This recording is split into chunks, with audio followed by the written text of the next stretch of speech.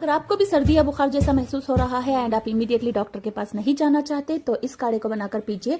इंशाल्लाह एक ही दिन में आपको राहत मिलेगी।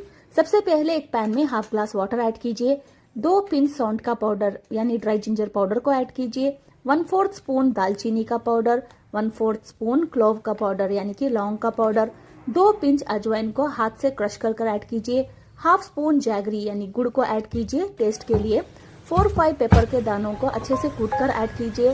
देन थोड़ी सी हल्दी ऐड कर अच्छे से इसको बॉईल कर लें। फिर इसको गुनगुना होने तक इंतजार करें, फिर छान कर रात में डिनर के बाद पीजिए। इंशाल्लाह आपकी सर्दी जो है बहुत जल्दी कम हो जाएगी। अगर आपको 2-3 दिन में सर्दी कम नहीं हो रही तो डॉक्टर के पास विजिट कीजिए।